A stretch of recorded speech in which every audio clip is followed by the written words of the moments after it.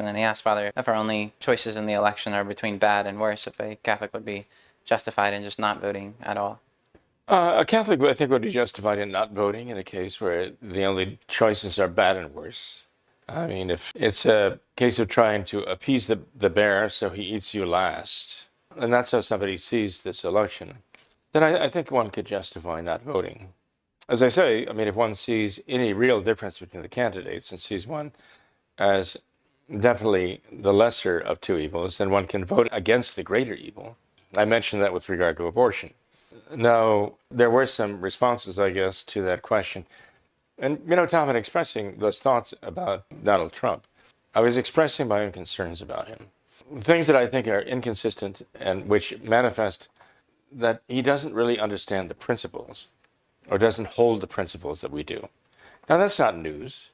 It's not just a matter about his own personal moral life. Someone seemed to think it was about, you know, personal morality. And yes, God has chosen people who are not paragons of virtue to do his service. There's no doubt about that, heaven knows. But we're talking about policies and principles that would, let's say, take into the presidency. For example, a sin that cries to heaven for vengeance, right? And there's public support of that, both by President Biden and Donald Trump. There's public support for that. Is there any difference between the two? I think there is. I think President Biden will use his bully pulpit and whatever powers he has or claims to persecute those who oppose him. He will use the powers of government, the police powers, to persecute those who oppose the homosexual takeover of the country. I think he's proven that. I think he's shown that.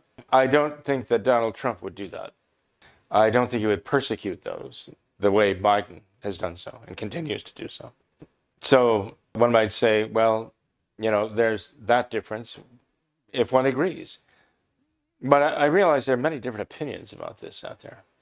What concerns me about Donald Trump is that people, and when I say people, I mean Christians actually who actually believe in Jesus Christ, including Catholics and traditional Catholics, real Catholics, that they seem to place all of their hopes in him. They seem to think that he's the last great hope, and if he's not the one, then there is no one, and there is no hope. And that's a very big mistake. Our hope is in the name of the Lord, who made heaven and earth, and that's not Donald Trump. So we realize that we have to pray and sacrifice, as Our Lady said at Fatima, but our trust is in God to give the graces necessary. And if he gives those graces to Donald Trump, wonderful. And he gives those graces to Donald Trump because we prayed and sacrificed for him, so much the more wonderful.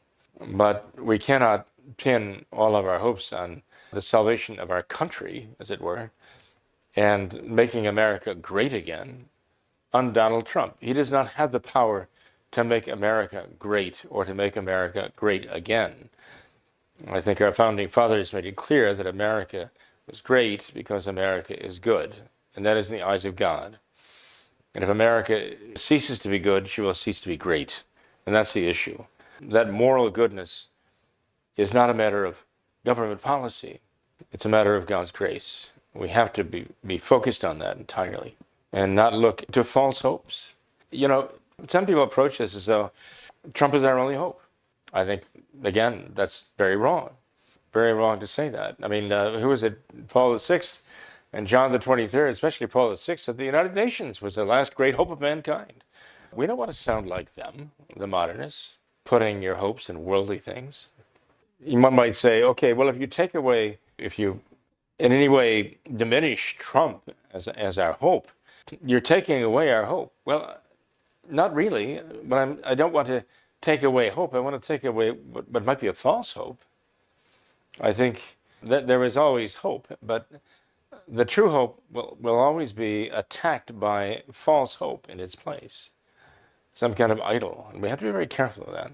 So if Donald Trump would be a good president of the United States of America and would help make America great again by helping America become good again, that'll be by the grace of God. We must never forget that. And that's where our focus has to be. Beseeching heaven for the grace of God. No, Donald Trump is not the last great hope there is, and without him, it is not right to say that there is no hope. That's a false statement.